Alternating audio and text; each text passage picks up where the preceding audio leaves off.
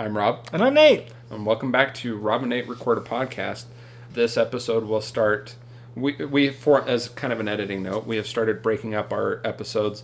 So instead of our theme months, for the most part, instead of getting one 2-hour episode, you get individual movie episodes. The month of July will be a little bit of an exception to that because we'll go back to the old ways because we're doing an interesting theme month. We've done once before we started recording last summer. There's a place, kind of an institution in Boise, Idaho called the Record Exchange downtown. It's got records and CDs and DVDs and knickknacks. And obviously we're starting to get away from physical media. And it's getting harder to move these DVDs. So one fun way to do that was through what they call the mystery pack, the grab bag mystery pack. I actually have two. One is the standard mystery DVD grab bag. Contains 4 DVDs for $2.99. I have one that we're not going to do, but which I also got, which is the premium version for $5.99, meaning all these are going to be good movies. Huh. But we're not going to do all good movies. We're not going to do the one that's guaranteed to be good movies. We're going to do the mystery pack that may have absolute crap in it. Well, for reference, we have done one of these before, and these cheap mystery grab bags tend to have at least one decent film in them. Yeah, because we saw March of the Penguins. And Junebug. And no, Junebug I had separate. There was some... I forget what we... Oh, no, it was Maggie Smith. Yeah, the two... Maggie Smith and M. I'm looking it up. Hold on. I'm surprised I'm blanking on this. I loved this film. Ladies in Lavender. Yeah. Ladies in Lavender. That one was in the last mystery grab bag. And that's a solid film. Yeah, those were good. Which, if you're looking for Ladies in Lavender, is available on Amazon Prime. Mm-hmm. So. And then we had one that was snowboarding for half an hour up in the mountains. Yeah, it was like a snowboard promo video, and yeah. So we're setting up a couple preliminary rules on this. So we have to watch everything in here. A couple exceptions. Unrealistic exceptions if it's porn or a snuff film or something that's not going to be, we want to watch that.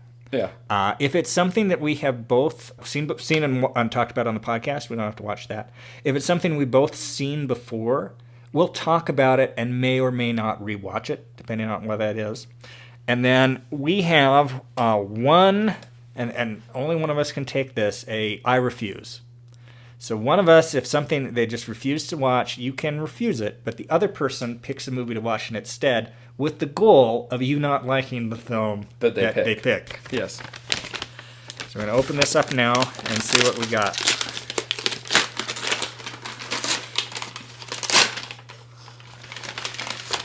DVD number 1.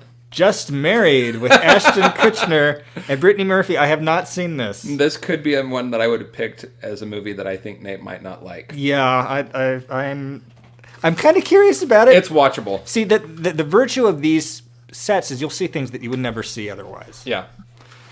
So I've seen that before. It is watchable. Okay. Heaven is for Real. Okay. A Christian film starring Greg Kinnear based on incredible true events. Yeah. Tell me that isn't a super long film, though, is it, right? No, this is... Looking for... They always kind of hide the running time on these things. 99 minutes. Okay. So that's 99 minutes, and Just Married is 95 minutes. Yeah. That's working out. That's longer than Just Married? Wow. Minority Report! Yeah. Oh, hey, That's a decent film. Let's rewatch Minority Report, absolutely. Yeah. And last but not least, or maybe least. Oh my goodness, The Wild Bunch! I'm not familiar with this one. I know I've heard of it, but I haven't seen it. Yes. So I think we've got 2 winners and 2 losers. Well, what do you think are the 2 winners and the 2 losers? Oh, The Wild Bunch and Minority Report. Yeah. And Just Married and Heaven is for Real, I don't expect to like. Yeah. I'm not going to be surprised if that's different. This is a relatively solid mystery pack. Yeah. Yeah? We'll have to make a decision about what order we choose to watch them in. Let's figure that out right now.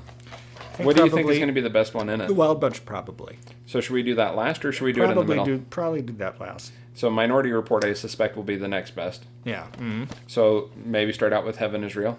Is for real. Okay, we can do it. Heaven is for Real, Just Married, Minority. All right. There we go. That works. So that's how this month will play out. If you're trying to follow along, you can pause here and go watch these if you have any interest in following along. So should we see what's in the other pack? Sure. The things that we're going to deprive ourselves of. Because you're gonna watch these at some I'll point. watch these at some point.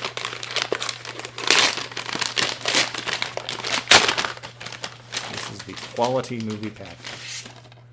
Stand By Me. Which I have not actually seen. You've not seen Stand By Me. Yeah. You can have that. I actually have a copy of Stand By Me. Yeah.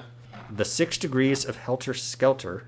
Oh, this is a 3-pack of serial killer movies. Yeah. Why this is in the premium pack and not in the cheap pack, I don't know. Well, probably because 6 Degrees of Helter Skelter seems to be starring at least a decent actor. It's got a Ted Bundy movie and a Bone Boneyard movie. I haven't even heard of most of those. Ooh, The Rescuers Down Under. Oh, that is a good film. I haven't seen that in quite a while. This also appears to be a Disney film. The Emperor's New Groove. Yeah. With the initials of whoever sold it. MRG. I don't know if I would have called that a premium. I don't know. I think they're probably saying Disney kind of had the premium. I'm actually glad we didn't go with that one, though. I'm glad, yeah. I think we got a better bundle out of ours. Yeah. Yeah. At least a more entertaining one. Mm. I'm looking at the 6 Degrees of Helter Skelter because I'm intrigued by that one. I think it might just be a documentary. Yeah, it looks like a documentary because a lot of the credits in here are or people who are directly credited. So, Well, we will return shortly. as we watch Heaven is for Real. So for our first week, we will be discussing the 2014 film Heaven is for Real, which is based on the same titled memoir by a gentleman named Thomas Burpo concerning his son Cody. Again, Heaven is for Real is from 2014. It is the 5th highest grossing Christian film in the history of the United States. It was made for $12 million and brought in more than $101 million. Wait, that cost at the $12 box million to office. Cost $12 million to make. Wow. The film is directed by... Okay, wait. Hold on. I got to pause there. It cost $12 million to make, and some of their sets were that bad? I keep thinking of the bedroom. I'm thinking of the bank. Well, I'm thinking of the parents' bedroom that looks like it's from 1983. Well, not only does it look like it's from 1983, but it's like teeny tiny apparently because all we ever see is the bed. Mm. Yeah, that bank set was horrible if this cost $12 million. I thought you were going to tell me this was made for like $2-3 million. $12 million is not a lot of money for a film. We have seen better films made for less. That's true. It is directed and co-written by a man named Randall Wallace, who has a definite connection to one Mel Gibson. He wrote Braveheart. He wrote and directed a number of other films, including Men in the Iron Mask, When We Were Soldiers. He directed Secretariat, and I guess he wrote Pearl Harbor. And he has a film in pre-production, which he did not direct, but which he wrote, called The Resurrection of Christ. I wonder what that's about. This film has a solid cast. It's got Greg Kinnear. It's got the United Kingdom's answer to Jessica Chastain, Kelly Riley. It's got Margot Martindale and Thomas Hayden Church, who delivers a flat performance. But the other three are good performances, though arguably the material could have been better. I knew of this film. I never thought I'd see this film, and I probably would never have seen this film had it not been in our mystery bundle. So I'm going to turn this over to you, Rob. What did you know about this film going in, and maybe some first impressions? I mean, I remember seeing the previews for it. I remember being aware of it when it came out. I had no interest in seeing it in the theaters. It was one of those things that, like, if I saw it on a streaming service, I probably would have watched it at some point just to have said I'd seen it. I remember the hoopla around it when it came out and when the book came out, and I remember the story and everything. I will admit, the movie isn't as bad as I expected it to be. I would have to concur. Yeah. I went through a definite evolution of my response to this film as it went on. I thought that the first half was very weak. But I was surprised when it started to get better, and I started to feel a little affected by it. Did you feel the Holy Spirit moving you, Nate? Possibly I did. Yeah? Possibly I did. Yeah. It's not a good movie, but it got better. Yeah. And there are parts of this movie that are good. Yeah. There are a few scenes. The first scene that really started to kind of affect me is when the little kid. So Cody. So we'll give a little background here. So this based on what is purportedly a true story. Mr. Burpo was a preacher, a Wesleyan preacher in Nebraska. It wasn't really a big moneymaker for him, so he worked various odd jobs. He had a volunteer firefighter, and he had a overhead door business, yeah. And they just were kind of just making it. And he had a few health problems with kidney stones, and then his son... And a broken leg. All within what appeared to be a period of months. And then his son, Colton. I knew a kid named Cody Colton once, so that explains how my brain worked there. But Colton had... Coltrane, actually. But Colton had... him and his sister got sick when they went on a trip to Denver because they just really needed to kind of get out of their rut. And the sister got better pretty quickly within a matter of days, and he just got sicker and sicker. And he went to the hospital, and they thought he was going to die. There wasn't very... he had a ruptured appendix and had been ruptured for several days, which is a tremendously serious condition. My brother actually had that same thing happen. His appendix had been ruptured for several days, and he was taken to Primary Children's here in Salt Lake City, and they literally had to pull his intestines out and scrub his intestines and then put him back inside his body to get all the stuff that had come from his appendix How old was he when that happened? He was like 12, and he remained at Primary Children's Hospital for over a month. Wow. And this kid was 4. Yeah. This happened in 2004. And 2004 or 2006, something like that. And the book came out in 2010, and the movie 4 years later. So anyway, so he has this experience. He doesn't ever technically die, and they go out of their way to mention this. But he later claims that he went to heaven. One of the parts I actually respect about this movie is they go out of their way to not just be so narrowly focused. They acknowledge dissent. Yeah. They acknowledge that, people's... Other explanations. Yeah. They go out of their way to do that, sometimes very poorly and very cheesily. The scene where he goes to visit that psychologist, and the psychologist is kind of the angry atheist character, who's kind of dismissive, and it's like, okay, so we're airing this other point of view, but we're airing it in such a way that you're not going to really listen to it. Well, but even some of the conversations with him and the wife. Yeah, the wife, and Margot Martindale's character was also interesting. Yeah. Those were some of the more solid scenes were in the last 30 minutes or so of the film. But when the little kid they're in the hospital to deal with a bill thing, and he goes up to this kid with like leukemia and comforts him, and some of the discussions that he has with the dad, and when the dad's rummaging through photos to find pictures of his grandfather, who Cody claimed to have seen, to try to verify. For a while, I thought he was showing him pictures that weren't the grandfather to see if he'd just say, yeah, that's him. Yeah. But he doesn't. He has to go get a specific picture of the grandfather when he was young for the kid to say, oh, yeah, I saw him when I was in heaven. And he also claimed to have seen his parents, seen the surgery going on, have left the body. Had an out-of-body experience. Yeah. And does some of the standard things you hear from those stories, floating around and seeing things. I came in with some real skepticism about this story, and I want to read 2 paragraphs from the criticism section on the book, on the Wikipedia entry about the book. So, a variety of Christians have expressed questions regarding the book. The Barron Call, a Christian ministry and newsletter, cited the book for its extra-biblical and problematic claims, as well as the lack of any medical evidence that the boy was clinically dead during the surgery, which this film doesn't care about. Yeah. Author and pastor John MacArthur has criticized the book for presenting an unbiblical perspective on the afterlife.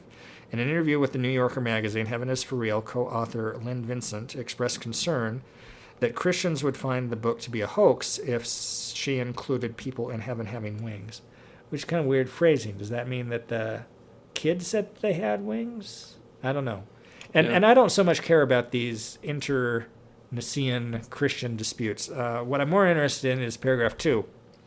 In 2015, Alex Malarkey, I can't believe that's this kid's name, a boy with a similar story to Colton Burpo's, publicly recanted his own story and book, The Boy Who Came Back from Heaven, stating that his near-death experience described in that book was fictional, and condemned Christian publishers and bookstores for selling popular heaven tourism books, which he said profit from lies. Following Malarkey's statement, Colton Burpo said that while he acknowledged that some among the public had doubts about his account, he stood by having his for real's contents nonetheless. And so I came in, I'm very skeptical about this kind of stuff, and I was instantly dismissive, and I know that this movie is a streamlined version of a streamlined book of a streamlined story, but I'm not as dismissive now as I was when I went into this. Not that I necessarily believe it, but I have similar experiences with being skeptical. There was a Christian book about an experience. There was a. Let me back that up a little bit. There was, after the Columbine shooting, there was a widely reported story. In fact, you might be familiar with this story, that in the library, one of the girls was shot while praying. Yeah. They made a movie about that. They've since refuted that. That never happened. There is zero evidence to support that actually happened. But yet they went ahead and published the books and did all the stuff about that anyway. So the publishing industry, it's hard to take these very seriously. And one thing about this story is they emphasize the precarious financial situation that the family's in. So it's like, well, of course, this would be good for the family. And when they talk about how could he possibly have known these things, he's the son of a pastor. He grew up around this stuff. Well, he could easily extrapolate this. The mom points that out. Actually Carrie Riley's character says that multiple times. Yeah. And yeah. One of the interesting things to me that I read about this that I wanted to share with you, it's from IMDb. At the beginning and at the end of the movie, you see a Lithuanian girl working on a painting. And we actually see the painting at the end. But the Lithuanian girl who appears at the beginning and ending of the movie, played by Ursula Clarke, is based on a real-life person named Akhlane Kramarek, who was born in July 1994. It's a girl who affirmed to have had a near-death experience and to have met Jesus in heaven. In addition, the painting about Jesus shown in the movie is the real painting made by Kramarek called The Prince of Peace. It's interesting that if that story was in Illinois, that they decided to put it in Lithuania of all places. Probably try to make this seem more global. Well, I think she was born there, but I think she actually lived in Lithuania. Yeah. Oh yeah, it says a Lithuanian painting girl appears at the beginning of the movie. Yeah.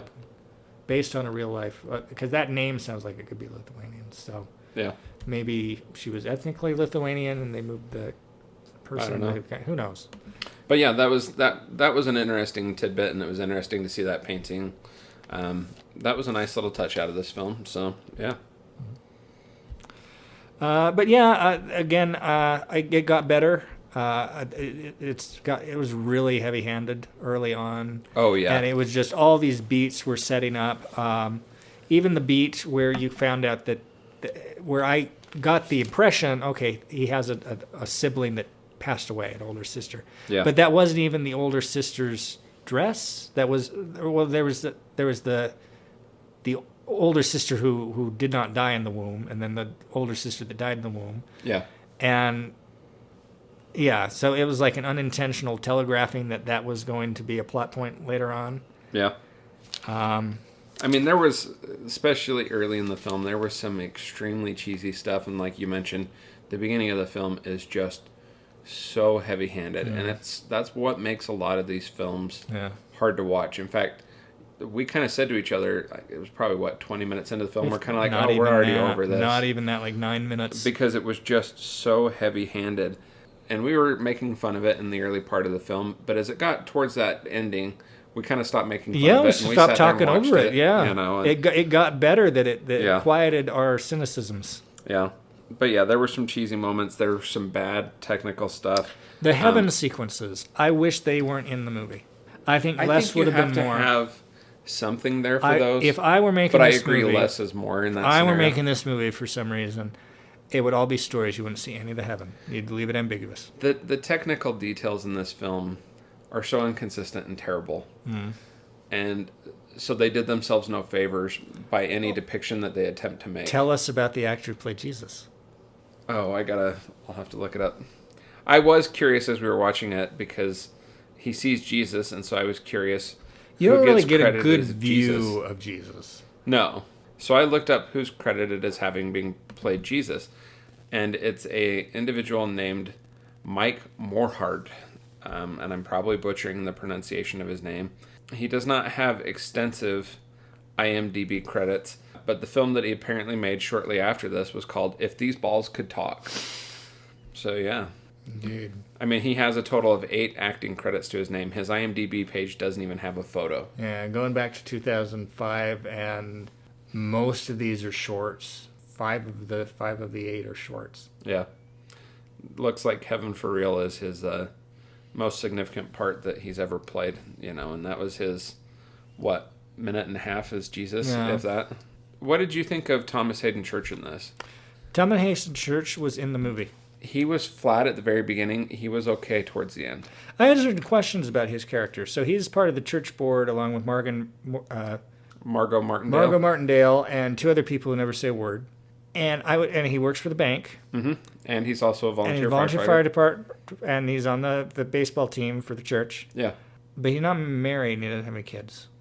And it just seems kind of weird that he's a member of the board of the church. To me, it seemed as though it was implied that he was in a relationship with Margot Martindale's character. I didn't get that at all. Because they're always sitting together at the church. I think because they're on the board together. Maybe. He does make a comment once about a girl that he once dated. It just, I didn't fully get a read on that character. Yeah. And I wonder if they just cast Thomas Hayden Church, like, here's a guy whose name is somewhat known. Well, I think his agent made a mistake. Yeah. Greg Kinnear did a good job in this film. Greg Kinnear did a really good job. He was as earnest as he could be without overplaying his hand. He wore a little thin at times, but there were moments where he was doing some good acting. He was realistic and he was human. Yeah.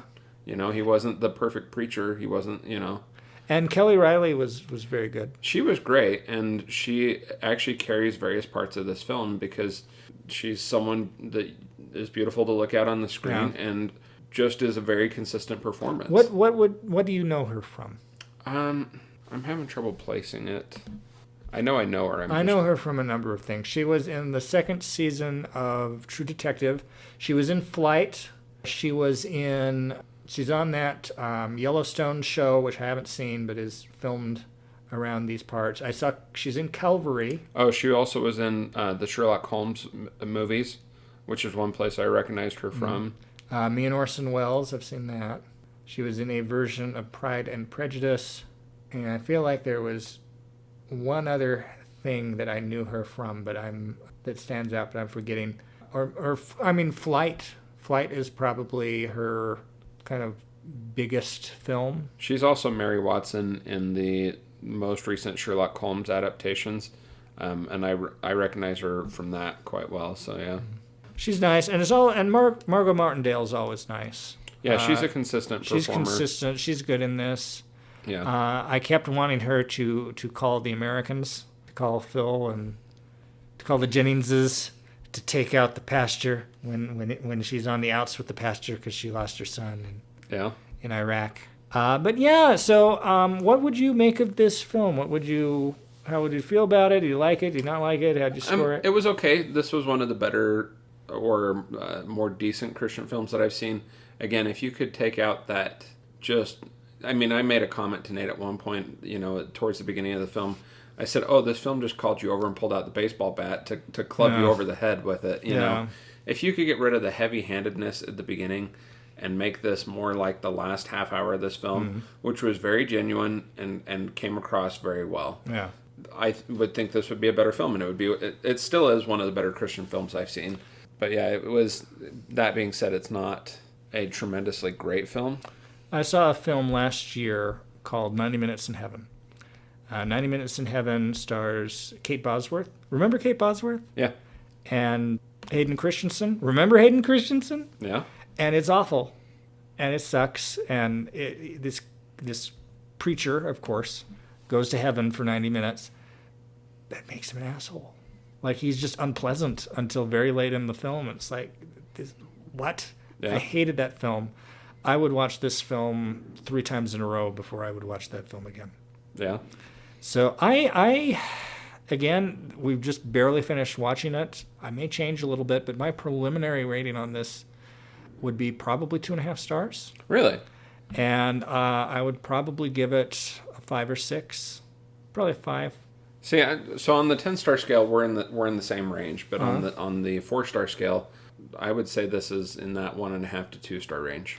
I might go down to 2, but I was just so the amount of progress it made. Where it started was way down here, and where it got to was a big enough lift that kind of impressed me. See, still for me, it didn't override that first half hour, 45 minutes. And then there's that little capper moments at the end with the heaven visions in the church. Yeah, it's like, oh, that's heavy-handed again. Yeah.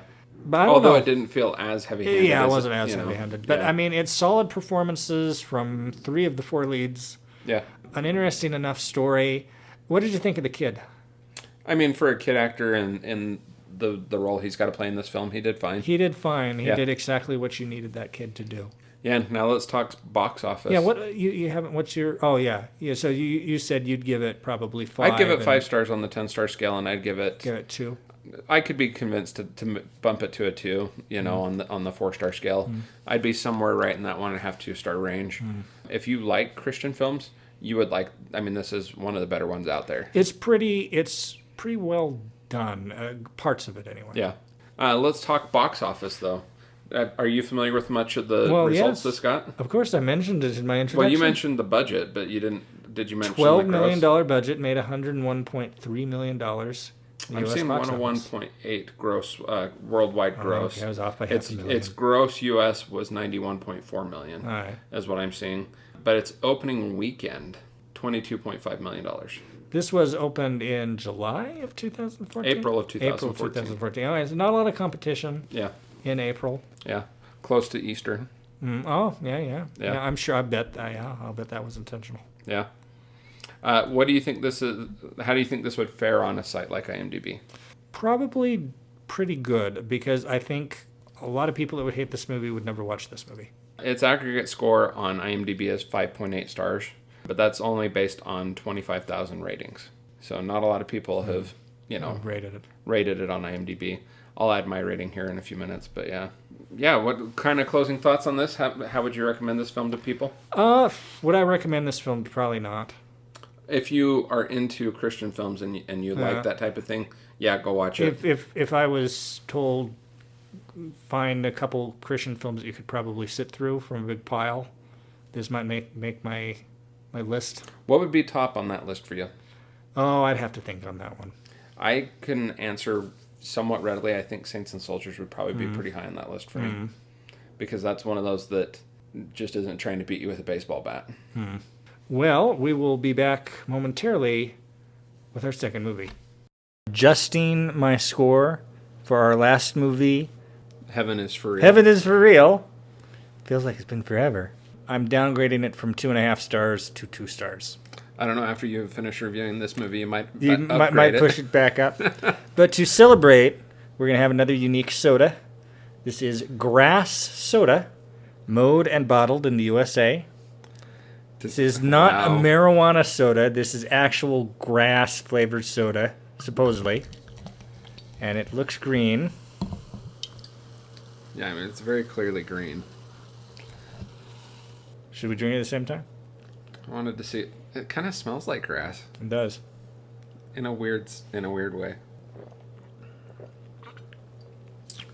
Wow. That's not far off of what I would imagine grass would taste. A little sugary. A little limeish. But there's definitely that it smells like there's big piles of mowed grass that you get out of the grass catcher. Grass catcher, yeah. It's like when you get really close to one of those. And it kind of tastes like that smells. Not quite disgusting. Like, it's drinkable. I'm not sure which is worse. I don't want to throw up. This or the movie? Yeah. This is an appropriate introduction to the movie we watched. Ugh. Yeah, I don't know that I'd be buying that one again unless it was to use as a gag for somebody. I asked when I got it at the root beer store. It's like, I don't imagine you sell very many repeats of these. And the lady said, mostly kids buy it. Which I guess makes sense. Yeah. Well, tonight we're going to be discussing the 2003 film Just Married, featuring Ashton Kutcher and Brittany Murphy. It also has in it Christian Kane, David Moscow, David Rashi, and Raymond J. Barry is our primary cast. Outside of that, you don't really need to know who anybody else is, and we probably have given you more than you need to know about the cast as it is. It's not an impressive cast. Yeah. Plot of the film is that Brittany Murphy and Ashton Kutcher, Sarah and Tom, have met. They've married in under a year. They go on their honeymoon. The honeymoon goes horribly wrong, and they come home thinking they're going to split up. But of course, because it's a romantic comedy, they must get back together at the end of the film. And that's pretty much the summary of this film. I think this is the first Ashton Kutcher film that I've ever seen. Is it? Yeah, I don't think I've ever seen another film with him in it, and it doesn't make me want to. I've seen other Ashton Kutcher films, and most every time I finish an Ashton Kutcher film, I think to myself, how did this guy become successful? It's a good question. Because his acting is the same in every single film, and I don't know that I can think of one where it's good. I'd be curious to see his. He did a Steve Jobs film. Yeah, I haven't seen that yet either. Yeah, I saw the good Aaron Sorkin. Let me rephrase one. that. He's the same in all of his comedies. Yeah. I guess I could summarize this film for us pretty quick here. Lazy, immature, toxic masculinity, lame, gimmicky, obvious, physical comedy with nearly no nuance. There is a scene of comic flatulence in this film, and the film itself is comic flatulence. Yeah. I told you I'd use that line. Yeah, this film has... I feel like this is the type of film that maybe someone like Chris Farley would have been good in. He could have executed the physical humor in it. But everything in this film is just to set up some gag. It's very uncreative. It's very paint by numbers. It's lazy. Yeah. As you said, that's really a good descriptor for it. Now, you'll have noticed that I did laugh throughout this film. At a number of occasions. It was? I think it was a coping mechanism. The things that made me laugh in this film was how obvious things were, like oh my goodness, he's going to try to climb out of the bathroom to get away from the girl. Yeah. And it's just so lazy and obvious that I laughed at that. And some of the line deliveries, and the best line deliveries in this film are from Brittany Murphy, yeah, who has this reoccurring gag where her little rich girl character occasionally gets kind of upset and yells, and it's funny. Yeah. It's one of the few things in this film that is. You know, Brittany Murphy is above this material. Kutcher ain't. What did you think of them as a couple? So a lot of films like this don't necessarily need excessive chemistry between the stars. I mean, there's a lot of these we could, pull out that they don't even attempt to establish the chemistry. It's 5 minutes of relationship history, and we're into whatever the thing Because is. it's just comic setups. Yeah, exactly. exactly. It's like the one that comes to mind, which isn't a good movie but is a better movie than this, is what's the one about 10 ways to break up with a guy? How to lose a guy in 10 days. Yeah. I did not think that That was exponentially better than McConaughey this. or Kate Hudson really had chemistry Okay. like this movie, but it was sufficient. And this movie is not quite sufficient. No. Brittany Murphy was a hot item at this time. She is a talented actress. I kind of wonder if she would have regretted making this, but I think she passed away before she would have had time to really regret it, because she made enough money that... Roger Ebert, in his review of this film, which I read while watching it because I was bored, lamented the wasting of Brittany Murphy in this film, who had just recently come off of the film 8 Mile, which is the Eminem film, which is a better film by quite a bit than this film, even though it's the Eminem film. And she's really good in that. And it talked about her kind of raspy voice and her soulful eyes, which were really some of her strengths. The things that jump out at you about her. And I don't think she's ever been looked better than she looked in this film. It's about a 25-year-old Brittany Murphy, gorgeous in it. Yeah. Yeah, I don't have a lot to say about this film. I remember seeing this around the time that it came out. Yeah, you did see it. I think that I actually confused this with another movie when I said that I liked it. Mm-hmm. This film would have been okay at the time that I saw it, and a younger, more immature me probably enjoyed it more, but it's not good. I looked in my catalog because when my wife and I first got married, we were too poor to go to the movie theater. And so what we would do is we'd go on the weekend, we would go and buy a newer movie, something that was recently released. And that way we could watch it multiple times, but it was about the same cost as, it was actually less cost than going to the movie theater. And if this had been good and we'd really enjoyed it, I would have bought it. So I looked in my DVD catalog, and I did not purchase this, which means we didn't deem it even being worth picking up in a $5 bin at Walmart a couple years down the road. Oh. So, this is not one I had in my collection. I might have laughed at it at the time, might have thought it was okay, but it clearly wasn't good. Yeah, it had, when you talk about setups, and there's a number of gags in this film. The one that comes to my mind, and that I imagine just probably sounded better in the writer's room, or like they're like, we're gonna pull this over, but they didn't. There's that weird sequence. So they have their wedding, and they're staying at a hotel their first night before they go to Europe, because most of this is comedy in Europe, and they're too tired to have sex, which they've had before. This isn't a particularly traditional couple in a number of ways. And Brittany Murphy starts getting real kind of emotional about my parents are going to know that I'm not a virgin anymore, and they're going to think you did it. And she starts getting real kind of upset over nothing. And it's like it didn't land. It's like I can kind of see what they were going for, and I think they thought this was going to be funny, but it didn't work. And this whole movie was like that. It's just a little off. Yeah. Some of the line delivery, there's a few moments, the dryness that gets me. We're going to Hojo's, honey. Yeah. And a couple of these other, Grassi, damn it. Yeah. That were funny, but they were just a sprinkling throughout a film that was pretty dang bland. Now, you know what the funniest line in the movie was, though, right? Right. Remind me. You delivered it. After he rams the gate, you said it after David Moscow's line. So David Moscow, who plays the buddy, the best man at the wedding, Kyle. Guy named Kyle, and I'm like, where have I seen this guy before? So I had to look him up, and he was the young Tom Hanks in Big. And so there's a scene. So they have a horrible honeymoon, Brittany Murphy and Ashton Kutcher do in Europe, and after they get back, they think they're going to get divorced, and Kutcher thinks better of it and decides to go and do this romantic gesture at the mansion. His dad gives him a 2-minute speech. His dad gives this inspiring wise dad speech, which makes the dad give the single greatest performance in this film in his one scene. Which comes like 5 minutes from the end of the film. We see him very briefly at the wedding reception, and then he has a 90-second or so speech at the end to get his son back on track.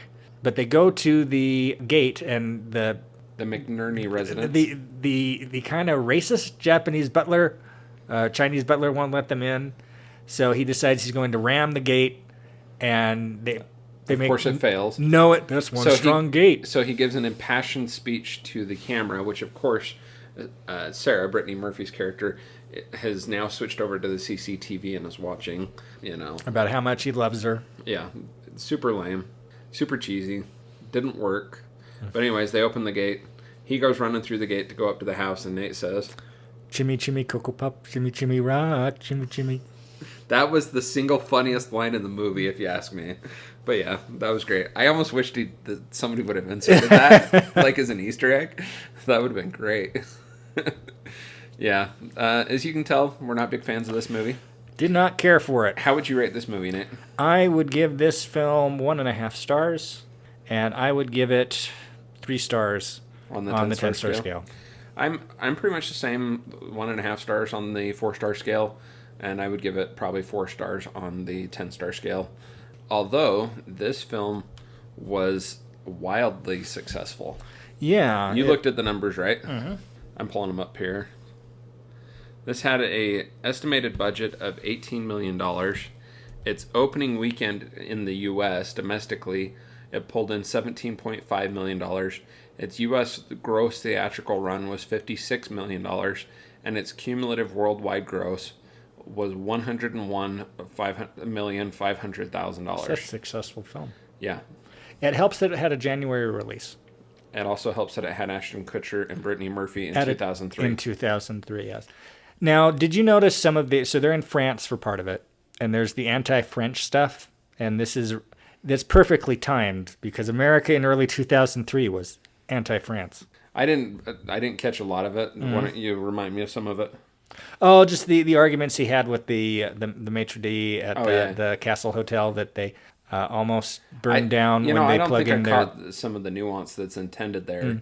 I don't know if that was even intentional or it just happened to work out. This being made in 2003, I think it had. Well, it came out in January of 2003, so it would have been made probably in the summer of 2002. Yeah, and I guess some of the France was not digging the Iraq War buildup.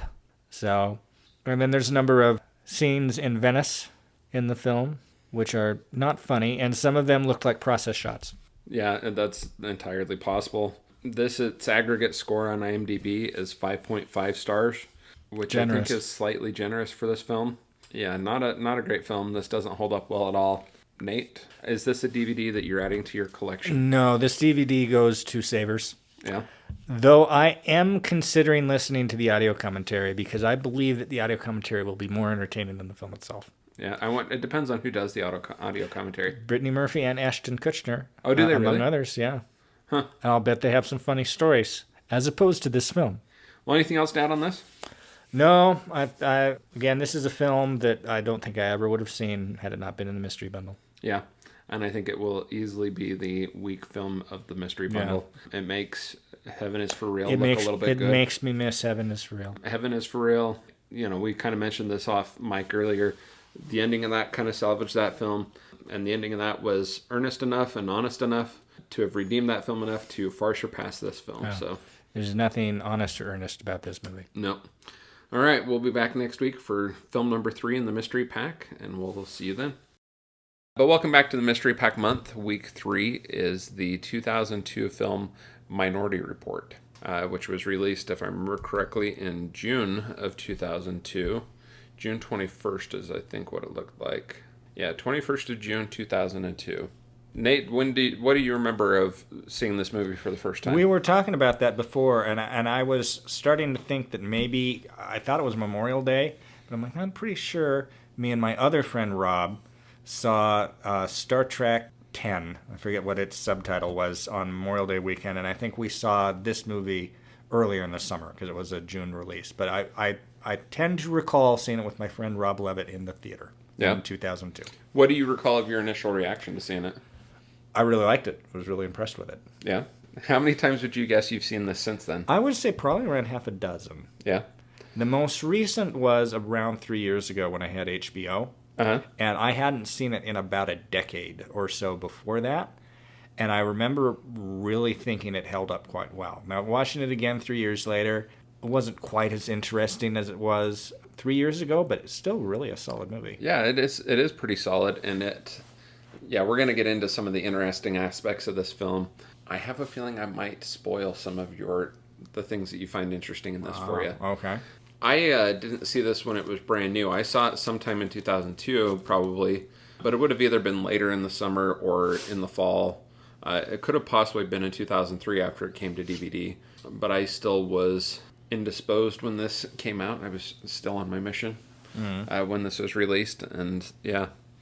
Actually, you want to know the first movie I saw when I got home was? No, what? Men in Black 3.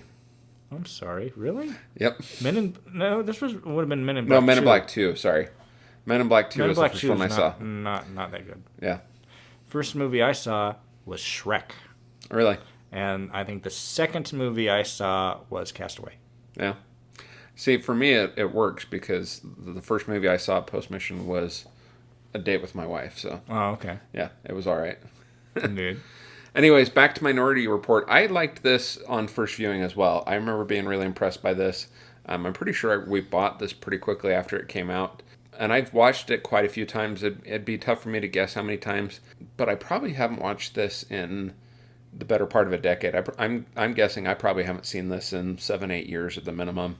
I actually almost watched it the other day. Probably about 3-4 weeks ago before we opened the mystery pack. Well, that worked out. And I had put it in a queue, and then because of the mystery pack, I didn't watch it. So, yeah. First time I've seen it in quite a while. Like you said, it holds up well. There's a few things in it that date the movie a little bit. Yeah, well, the future of it is dated. We could talk about that for a little bit. Yeah.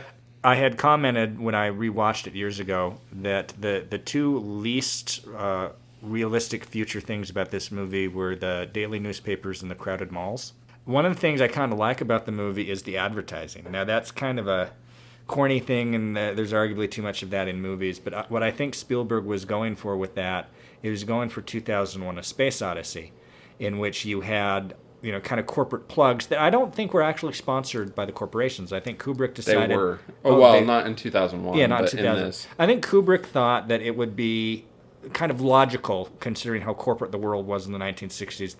This would carry on, and I love in that movie the General Electric and IBM and Hyatt and these mid 20th century American brands there, and we've got a lot of brands here that are predicted. I didn't keep an exhaustive list, but some of the companies that we see advertising for over the course of the film include The Gap, Lexus, Radio Shack. That one didn't pan out. Ben & Jerry's, U.S. News and World Report, USA Today, and Pepsi. Yeah. You also failed to notice that the cell phones in use in this movie are all Nokia phones. Oh, are they? And Nokia reportedly spent something along the lines of like $2 million to provide all the handsets for this movie and in advertising. Is Nokia still a thing? I think they still manufacture some stuff, but they're not smartphones, right? I always think of flip phones. I think if I remember correctly, Nokia went all in on Windows phones. Oh, so I think they're now manufacturing something else, but I'm not positive. So also Lexus paid $5 million. Really? Yeah, but Lexus was also used. Spielberg went to Lexus for assistance in designing the cars that were used in this movie. I like the cars in this movie. The magnetic cars. There'd have to be a lot of changes in infrastructure to accommodate this way of travels. Yeah. But I liked it. And I like the general look of this future. And you were commenting about how that look got developed. There is a segment where there's a fight scene in a car factory, which is located in the Washington, D.C. metro area. And I just had the thought that since it's done entirely by machines, this completely automated factory, that manufacturing would come back to the United States, but not manufacturing jobs. Yeah. Because if it's going to be done by a machine, you might as well make it in the United States and not have to pay to import the thing. Which would be realistic, so... Yeah, so I think I know which one you were referring to, and I was looking for something else. But 3 years before production on this film began, Steven Spielberg assembled a team, this of course is coming from the trivia section of IMDb, of 16 future experts in Santa Monica, and they brainstormed out the year 2054 for him to use in this film. Some of the people, I'm not going to mention names, but some of the people that were on his team, there was a professor of Media Lab at MIT, director of biomedical research at DARPA, dean of the School of Architecture at MIT, one of the inventors of virtual reality technology, things of that nature. So there was quite a few people that were involved in this. One of the people that was on his committee was John Underkoffler, who ultimately became the science and technology advisor for the film. Yeah. Oh, and that one little scene where in the car chase where Tom Cruise jumps into the yoga studio, Spielberg hired 12 of the top contortionists from around the world to film that scene. For that little visual gag. Are you okay? Yeah. Should probably talk about the plot. Yeah. And the cast. Why don't you go ahead and give us some of the plot overview? Well, it is based on a Philip K. Dick novel. Philip K. Dick was not super successful in his lifetime, but man, has he spawned movies subsequent thereto, including most famously Blade Runner. Of course, this, Man in the High Castle, a number of others. It is about a pre-crime. Yeah. So it's set in the Washington, D.C. area in the year 2054, and Tom Cruise works for something called the Department of Pre-crime. Pre-crime, yeah. And they've got these 3 telepaths that they keep in kind of a liquid, It's a conductive liquid that helps them transmit what they're seeing. And they can see the future, and what they glom onto is violence. That has the biggest of human life. Taking of human life disrupts the psychic waves in such a way that it registers to them. They found a way... And they all kind of picture it, and then they put the pictures together to create a composite of this, and it's just kind of random images, and they have investigators that put those images together to figure out where the murder is going to happen. Now, if this is something that has been premeditated, they can have 3 or 4 days notice that this is going to happen. Yeah. But when premeditated. But when this is something that's a spur of the moment, a crime of passion kind of thing, it can be a matter of hours or even less. They call those red balls because whenever the precogs predict a murder, this machine imprints it on a wooden ball, which is a very distinct kind of way of doing this. It feels like it's built around the visuals. Yeah, they come up with some kind of half-assed reason why they do it that way. But anyway, this is actually based on, that concept is actually based on the wooden balls? The claim of a famous philosopher. The wooden balls? No, the metaphysical proof of precognition. So again, this comes from the trivia section of IMDb. But at the police station, the officers talk about the metaphysical proof of precognition. Chief Anderton, played by Tom Cruise, rolls a red ball along a table to demonstrate the law of cause and effect to Detective Whitwer, who's played by Colin Farrell. All of this is an allusion to the famous claim of philosopher David Hume, who lived from 1711 to 1776, that by observing billiard balls, you can actually demonstrate that cause and effect does not exist, but is merely a habitually created fiction of the mind. Interesting. Yeah. Well, the basic plot is that Tom Cruise is all about the pre-crime because he lost his son mysteriously a number of years before, and it cost him his marriage. But the precogs predict that he is going to murder someone, and so he has to go on the run to try to prove his innocence. Didn't even know the man that he's supposed to murder in 36 or so hours. Yeah. And it's about him on the run. Which turns out to have been entirely set up. There's quite the twist in this. There's quite the setup. And it's basically about Tom Cruise on the run and trying to vindicate himself and figuring out what this conspiracy to frame him is all about. Yeah. But as we see throughout, in the beginning sequences of the movie, these guys are successfully able to go in and stop a number of murders. They have one at the very beginning that's a to crime basically of passion. Show you how this process works. It's the setup. Yep. But when this is successful, they are always entering and stopping the person shortly before they actually commit the murder. Mm-hmm.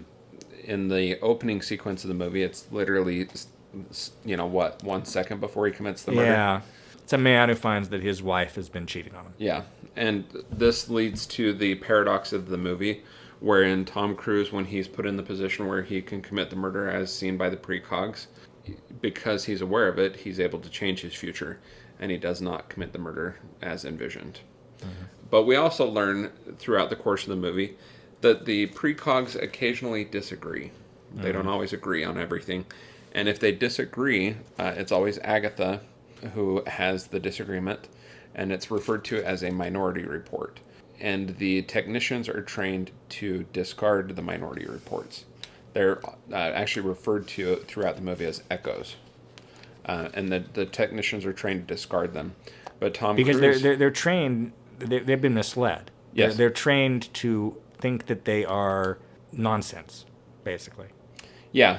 And ultimately what we are finding out is essentially, it's implied without being spoken, but it's implied that any of these murders where there would have been a minority report, potentially the person would not have committed the murder, and there was an alternate future that they could have chosen. So it's an interesting concept. One of the background elements of this is this pre-crime program is restricted to the Washington, D.C. area. It's been going on for about 6 years, experimenting. They only have the 3 precogs. Do you remember, by the way, the name of the 3 precogs? Oh, well, yes. I believe that it was Agatha and Arthur and Dashiell. Yep. All famous mystery writers. Yep. Dashiell Hammett, Sir Arthur Conan Doyle, and Agatha Christie. They intentionally gave them their first names to reflect the 3, famous mystery writers. Mm-hmm.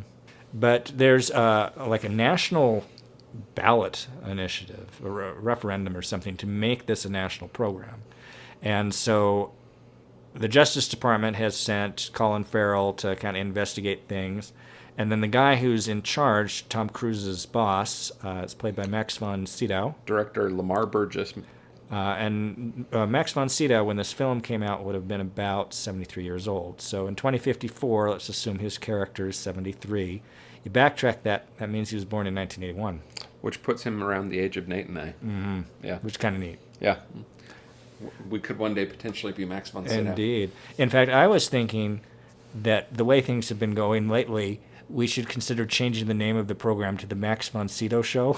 Because he keeps turning up. Yeah. And we could honestly probably just watch Max von Sydow films for years. You know, it would either be Max von Sydow or the guy from Vice and the Way Back, Mississippi Burning. Sam Rockwell? Sam Rockwell. Mm-hmm. I mean, Max von Sydow or Sam Rockwell, either one. I could sit around and watch quite a few of those movies for quite an extended period of time. The Rockwell Report. Yeah. But yeah, so after Tom Cruise, Chief John Anderton fails to commit the murder as envisioned, though they try and cover that up and say that he did commit it as envisioned. He begins looking into, he goes and basically kidnaps Agatha. You could say he set her free by kidnapping her, either way. And so he starts looking into this one Minority Report or Echo or whatever that is the original murder that they had investigated with pre-crime, which is we ultimately find out, and again, this podcast is spoiler heavy, we ultimately find out was director Lamar Burgess, who helped found the pre-crime department, took advantage of his knowledge of the system, and after they arrested someone for a murder, he goes out and commits the murder in the exact same way that was seen, so that when the Minority Report comes up, it'll be dismissed by the technicians and erased repeatedly. But he's actually committed a murder and essentially gotten away with it. But we don't find that out till the end of the film. And then a red ball comes up, and it's going to be director Lamar Burgess killing Chief John Anderton, so Max von Sydow killing Tom Cruise. And as we see at the end of the movie, just like Tom Cruise, there's a paradox, and he's given the opportunity to make a choice. And it does take a twist. And, you know, Max von Sydow's character chooses to kill himself instead of killing Tom Cruise's character, thus disproving pre-crime altogether. And the movie tells us that everyone who's been convicted under the pre-crime program has had their sentences dismissed, though many of them are monitored by police for some time to come. Yeah. I think it's a good ending. I think it's a good film. I think it's taut. I think it's got some really good sequences. The fight in the car factory. There's a sequence in which Tom Cruise has to change his eyes because everything, and it would be really annoying to live in this society where all the advertisements scan your retina and then say, hey, so-and-so, you should shop at such and such. And because that is tripping the integrated security surveillance state, which was actually envisioned pre-9/11, of this world, he has to use a black market doctor to remove his eyeballs and implant another person's eyeballs so that he doesn't set off tripwires everywhere he goes. Yeah. And he has to hide in this grungy apartment, and he's got to keep his eyes beautiful and gross. His eyes covered for 12 hours, and they're looking for him in what they call they had a name for it, the spread. Yeah, I forget what it was called. The slums, that's what expanse. It essentially is. And that's a great scene. You mentioned the sequence in the car factory. Mm-hmm. That actually turns out it was based on, that scene is based on an Alfred Hitchcock idea for a never filmed sequence in the movie North by Northwest. Oh, interesting. Yeah, and it's referred to, Francois Truffaut referred to it in an interview. Mm-hmm. But that's where they got the idea for that scene, was this idea that Alfred Hitchcock had for North by Northwest. That's cool. So I kind of would have liked to have seen that. Yeah. Yeah. Of course, North by Northwest is one of my favorite films. So, What else do you want to say about this movie? It's got a good cast. Of course, Cruise and Von Sydow we've spoken of, as well as Neil McDonough, Colin Farrell, of course. Eugene Osment, Samantha Morton plays Agatha. Yeah, Samantha Morton. Daniel London as Wally the caretaker. Lois Smith plays the doctor that was first trying to help the precogs before they were precogs, because they were actually the children of drug addicts of a neurological drug that came out sometime in the 21st century. It's essentially a replacement for heroin. Yeah. I made a comment when that scene was on, when Tom Cruise goes to her house and looking at the rough age she was and when she would have been born. I'm like, this lady's a millennial. Yeah. She's 60-ish years old, but she was born in the 90s. Yeah. Yep. Timothy Blake Nelson plays Gideon, Timothy who Blake is Nelson. the essentially prison taker. This is hot off of Oh Brother, Where Art Thou? Yeah. And there's certainly shades of that in his performance. He's this weird keeper of the semi-zombified would-be murderers who likes to play the organ to them. Yeah. And says creepy things. One and quick tangent. is, by virtue of his position, surrounded by these frozen people, a man of constant sorrow. Yes. Yeah. One quick note about that. When Tom Cruise's character first goes to the prison and he does the retina scan to be let in, the sound that it makes acknowledging his retina scan, did you recognize that sound? I did not. It ultimately becomes the sound Apple uses when you plug in your iPhone. The sound it makes to acknowledge that your phone is now charging. Really? It's the exact same sound. Is this some kind of intentional tribute or just No. coincidence? Coincidence. I mean, because the iPhone wouldn't come out for some time after this. So ultimately, but yeah, Apple ultimately uses it for that purpose. So Tom Cruise's estranged wife or ex-wife is played by the actress Catherine Morris, who at around this time was on a CBS series that my mom watched fairly frequent. I think it was CBS, called Cold Case. And what always struck me about her is how freaking pale she is. She's a super pale lady. Anne Lively was played by Jessica Harper. Anne Lively, of course, is the first murder victim. Peter Stormare plays the shifty doctor. You would know him as one of the murderers in Fargo, among other things. Yeah, Peter Stormare is Dr. Solomonetti, who does the eye transplant.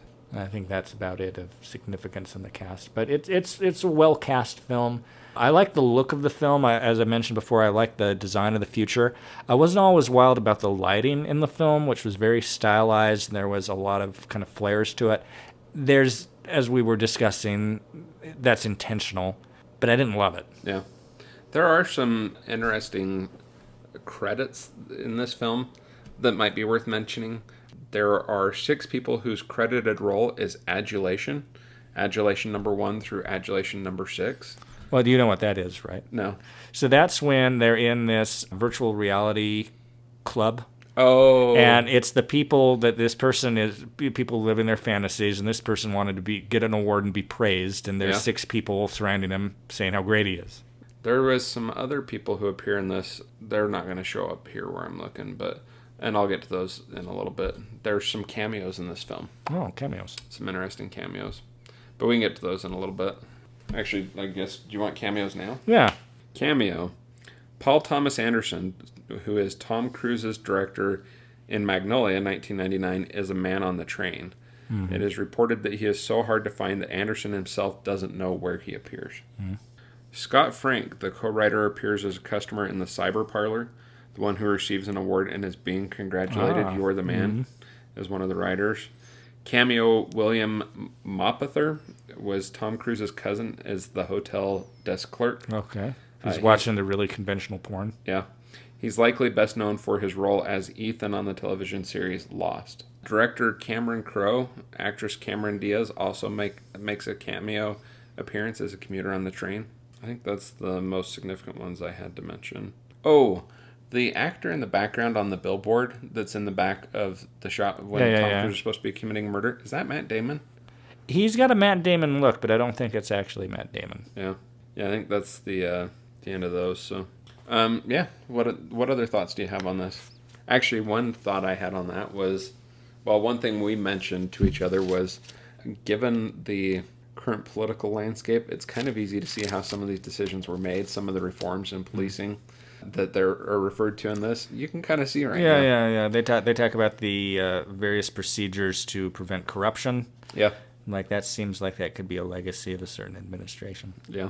There's a few other interesting things here in the trivia on IMDb that might be worth referencing. Interestingly enough, do you know what the budget for this film was? A lot. $102 million. That's a lot. With the star power of Steven Spielberg and Tom Cruise, you might have thought it might have been a little bit more, but as it turns out, Tom Cruise and Steven Spielberg both agreed to waive their usual salary in order to keep the film's budget under $100 million. They both, in exchange, agreed to take 15% of the film's gross instead. Probably worked out well enough for them. Oh, we talked a little bit about the way this film looks. Cinematographer Janusz Kaminski did a bleach bypass on the film, effectively skipping the bleaching. Talks about process of the film in order to create the desaturized silver-tinted colors in the film. This one's a little bit gross, but when Dr. Solomon Eddy, played by Peter Stormare, calls his assistant, he says the following sentence in Swedish: Greta, get the hell out of here, wipe your ass, hurry up. Okay. This film was actually almost shot a few years earlier before Steven Spielberg decided to do AI instead and have Minority Report. He chose to do that and then had the script for Minority Report reworked. According to reports, Tom Cruise's co-stars in that version would have been Kate Blanchett as Agatha, Matt Damon as Whitwer, Ian McKellen as Burgess, and Jenna Elfman as Lara Anderton. After the delay, though, Javier Bardem has stated in interviews that he was offered the part of Whitwer, but turned it down because he didn't want to just run around chasing Tom Cruise. It's a thankless job, really. Yeah. So I mentioned that Lexus paid $5 million to have the futuristic version of one of its cars in the film. As part of that deal, Steven Spielberg took delivery of a $62,000 Lexus SC 430 convertible. If you can, do. Janusz Kaminski is a regular cinematographer on Steven Spielberg films, and when Spielberg approached him for this specific film, he told him to create the ugliest, dirtiest movie either of them had ever made. Wow. Well, you can see that in some of the dark sequences. Schindler's List is worse. Yeah. But I get what he's saying. The police hover ship was nicknamed the Dispenser. I liked those. It was nicknamed the Dispenser. Do you know why? Why? Because of its physical similarities to a Pez dispenser. Oh, yeah. I also like the spiders that looked like a computer mouse. Yeah. That had withdrawn from the computer. Say that again. The spiders, which is the things they use. Were designed by Porsche. Oh yeah. Yeah. I mentioned Cameron Crowe. Cameron Crowe makes a cameo. Did you catch who he was? No. He's the commuter on the train who looks at Anderton over the top of his newspaper. Oh yeah. Tom Cruise began filming on this only a few days after completing work on Vanilla Sky, which was directed by Cameron Crowe. Oh yeah. In Philip K. Dick's original short story, John Anderton is fat and balding, not at all like Tom Cruise. Well, Tom Cruise is that way in Tropic Thunder. Oh, yeah. Yeah, so the concept of the spiders was what a grenade would look like if it had been designed by Porsche. Okay. The adaptation of the short story Minority Report by Philip K. Dick was originally planned as a sequel to Total Recall by the writers of the Total Recall movie, Ronald Shusett and Gary Goldman, later joined by Robert Goethals. The setting was changed to Mars, with the precogs being people mutated by the Martian atmosphere, as established in the first film. The main character was also changed to Douglas Quaid, the man played by Arnold Schwarzenegger. The project eventually fell apart due to Carol Coe's bankruptcy. I'm glad it fell apart. But the writers who still owned the original rights to the story rewrote the script, removing the elements from Total Recall. The script was eventually tossed out when writer John Cohen was hired in 1997 to start the project over from scratch. The only original element from the early script which made it to the film is the sequence in the car factory, an idea that Spielberg loved. This led to the original writers suing for the right to have their name in the film's credits as co-writers. Oh, really? Yeah, and due to the extremely strict rules of the Writers Guild about how much of the script must be written by a person to get the writing credit, the final ruling was that the original writers can only get the executive producer credit and not the writing credit, which they begrudgingly agreed to. Yeah. So that's interesting. Executive producer credit. Some of those, it's kind of an amorphous sounding title, but you see a lot of people get executive producing credits, and it's kind of they need some kind of credit. Yeah. In some cases. Oh, in an interview, Steven Spielberg admitted that jetpacks are not likely ever to come to fruition, but he included the technology as a tribute to the science fiction that he grew up with. Yeah, I think that's about all that's worth mentioning. So, final thoughts on Minority Report. It's a good film. It holds up reasonably well. Brings up some decent concepts, and I mean, they were certainly new in 2000. Well, new to mass media in 2002 when this came out. It does a good job of pointing out the inherent flaws of precog and things of that nature. What thoughts do you have on this wrapping up? So I mentioned this had an estimated budget of $102 million. Do you have any guess what its opening weekend box office numbers might have been? Well, I think in the UK it was 36.9 million. And in the US it was roughly 35.6. Ah. Do you any guesses as to domestic gross? Pretty dang good. I actually was surprised it was only 132 million. Really? I thought this would have brought in more domestically. It must have done well internationally, and it would have probably done very well on video at the time. So its cumulative worldwide gross was 358 million. Interestingly, so the production companies on this was a split partnership between 20th Century Fox and DreamWorks. DreamWorks had the US distribution and 20th Century Fox had the international. And they maintained that split on DVD sales. Oh. Yeah. I'd imagine this sold very well on DVD. Yeah. Yeah, this is a film that would have held up really well in that. I'm curious, I have no idea where you'd ever find these figures, but I'm curious how much it might have made on streaming rights. I mean, because this was well before, this would have made most of its money well before streaming would have made, played a huge factor, but I would expect that this could still command a decent sum in streaming rights. So, but I agree, it's a solid movie. I enjoyed it. It's a long movie. It is a long movie. It's just shy of 2.5 hours. Yeah. Does it play long? At times, maybe. There's a few times. I mean, this could have been. It could have been tighter. It could have been a very well done 2 hour and 10 minute movie, but it doesn't feel excessively long. No. So, I would give it 3.5 stars. Would you? I would. I would probably give this 3 out of 4 on the 4-star scale. What would you give it on the 10-star scale? 7 or 8. Yeah, I'm right in that same range. What would you guess its aggregate scores are? 2. 9? Pretty good. It's somewhere actually, between 2 and 9. Its aggregate is 7.6 stars with over 495,000 ratings on IMDb. So kind of, I guess we're kind of right with the rest of the majority of the pack on this one. So it's a good big tent, smarter than it has to be. I would say this is one of Tom Cruise's better films that, he doesn't come across the way he comes across in other movies where, like that smugness like he gets in some of the that's true. later Mission Impossibles. But yeah, this was very well done. So any other closing thoughts on this? Not much. Well, we'll be back next week when we will be watching The Wild Bunch. Yep. So we'll see you after a very brief pause. And we're back. So for the final week of Mystery Grab Bag Month, we watched the classic 1969 Western, The Wild Bunch. This has been a diverse month. Unusually strong mystery pack. Yeah, it has been. Yeah. So I'm going to say a few words of introduction about The Wild Bunch and about its director, Sam Peckinpah, and then we'll get to your initial thoughts and proceed from there. So The Wild Bunch is an absolute classic. It was the 17th highest grossing film of 1969. The highest grossing film of 1969 was Butch Cassidy and the Sundance Kid, which made $29.2 million in the box office. The Wild Bunch made $11 million, 10.5 to $11 million, depending on who you consult, off of a $6 million budget. In addition to being the 17th highest grossing film in 1969, it is number 80 on the American Film Institute's Top 100 Movies of All Time list from 1999. Top 100 American movies of all time.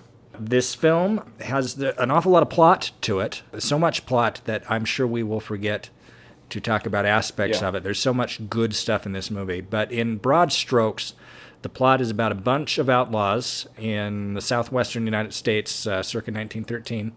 They have a robbery that goes wrong, and so they flee down to Mexico to regroup, and over the course of events end up employed by a Mexican general and his men to go up back into the United States.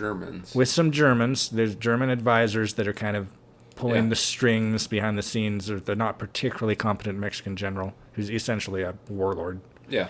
And they are hired to go up north of the border. They got some intelligence via the Germans about when this supply train of guns is going to be run. And so they go up there to steal the guns, take them back to the bad Mexicans, and eventually come to regret that decision. Again, there's an awful lot of story here, an awful lot of events, an awful lot of wonderful scenes and things to talk about. But I wanted to start off by talking a little bit about the film's director, Sam Peckinpah, who this is probably the first Sam Peckinpah film we've seen. But you already have a sense of him, right? You got a sense of a real idiocentric kind of person. And I kind of had a sense of him based on one thing I read going into this, which is that one of the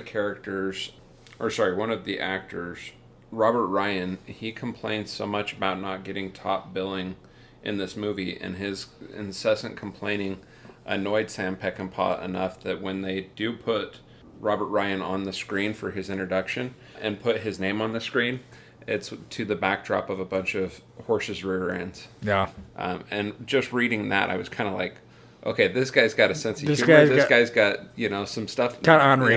Yeah. Mm-hmm.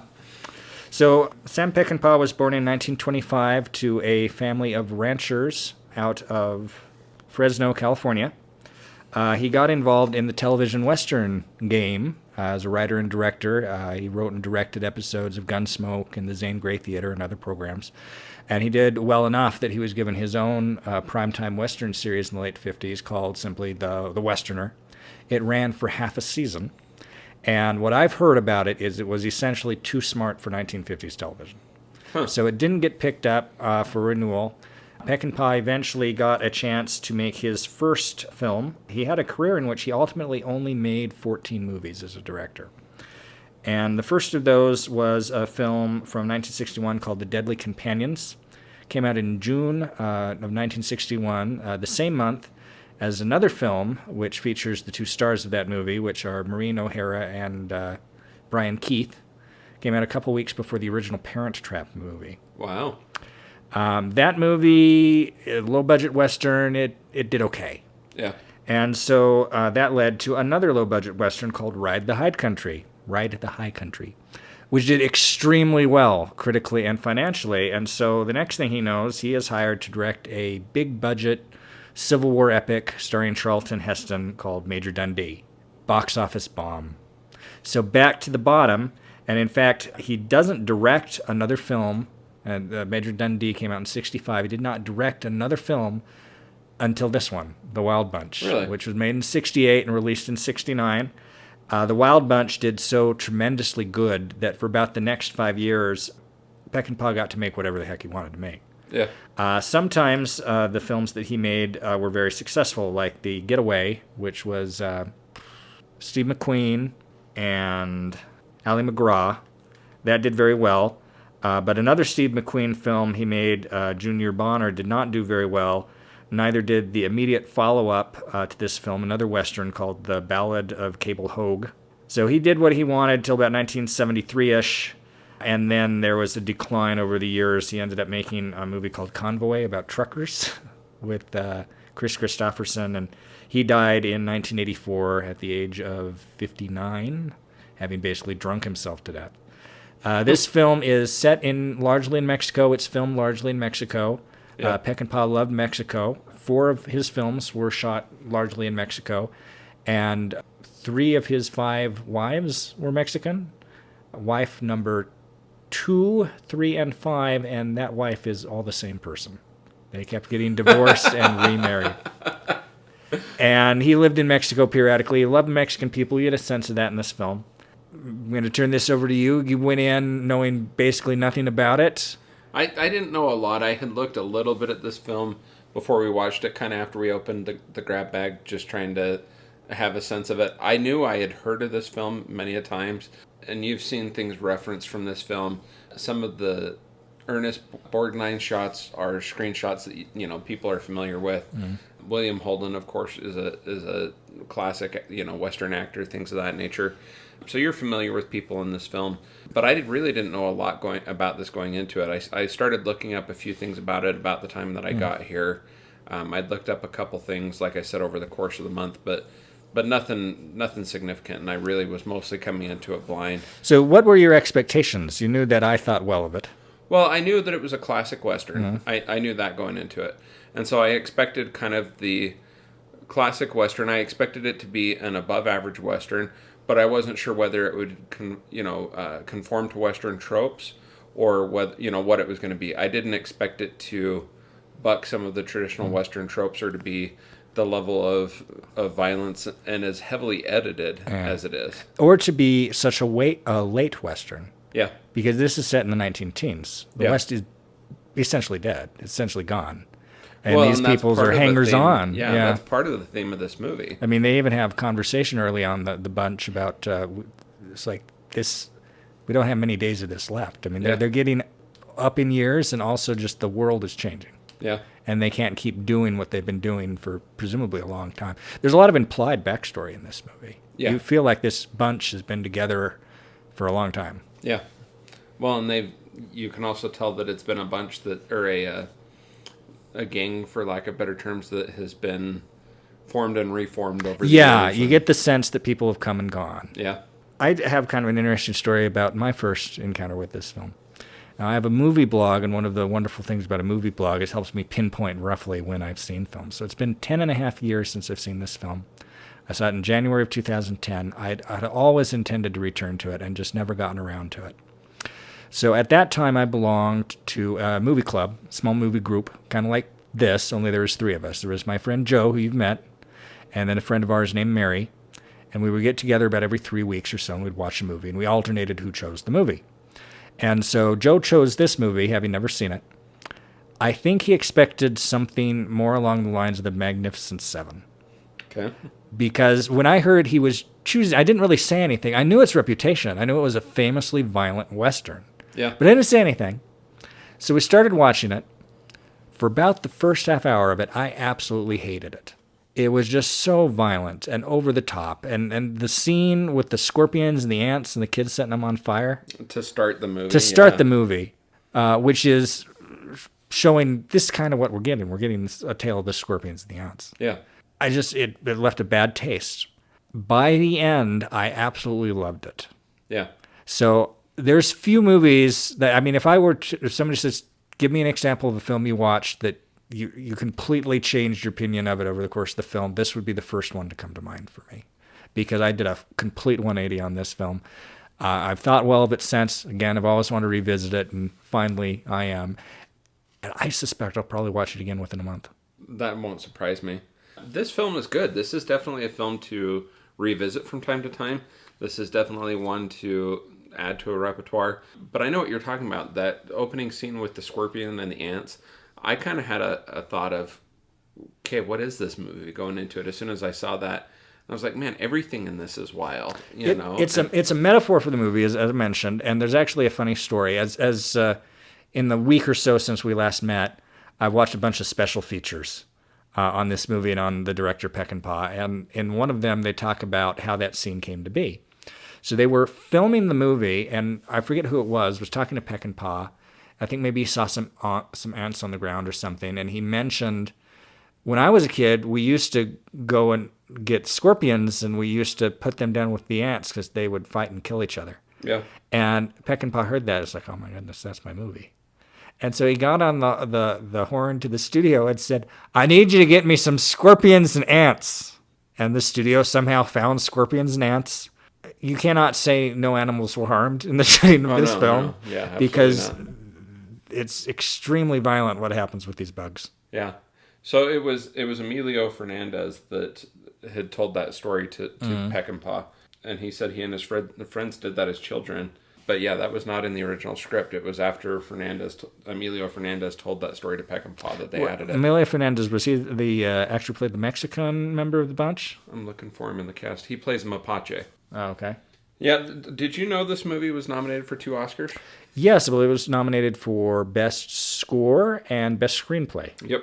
I wasn't sure if you were aware of that. It's interesting. I wouldn't have picked out the score, sitting here watching the movie. You don't really remember it that much. There's some moments, I think, towards the end, that it's real strong, but I mean, the screenplay, I can see that, especially as, it's an quite the original smart screenplay. Yeah. but the score, that kind of surprised me. So that was kind of interesting. So And while he was not nominated for a Best Director Oscar, Peckinpah was nominated for that award for the Directors Guild of America. yeah, He lost. I mean, this film, it goes so many different directions. It takes so many twists So and much turns. plot. Yeah. There was a couple things that I thought I saw coming. Like in particular, one thing that stood out to me was that train scene when they pull up alongside the wagon. I was like, oh, this is great. And they've got a built-in distraction. They're going to set the train loose going further up the track to get the guys to try and trace the train instead of chasing them. And again, it's one of these, it's just always going a different direction than you expect. They put the train in reverse so it goes back and crashes. And I even turned to Nate when that scene comes up on the screen. I'm like, what in the world is the What are they purpose of doing? that? Yeah. But yeah, this film is constantly twisting and turning in a different direction than you expect it to go. And the juxtaposition of images. The beginning of the film, there's the robbery that goes wrong. It turns out to be a setup by the railroad company, which has a history with the Wild Bunch and has been trying to get him for years, especially this guy named Harrigan, who's played by the silent screen leading man Albert Decker. So they have this set up. They end up getting away with a bunch of washers. But they have this shootout in town During a temperance march. Yeah. And it's just so wonderfully... I don't know if you know this. In that scene, there's the two kids in the road. The boy that's holding the girl as the horses run at them, that's Peckinpah's son. I'd heard that his son was in this movie. That's who it is. So, yeah, it was interesting. Then they get down to Mexico. They get involved in the Mexican Civil War kind of indirectly.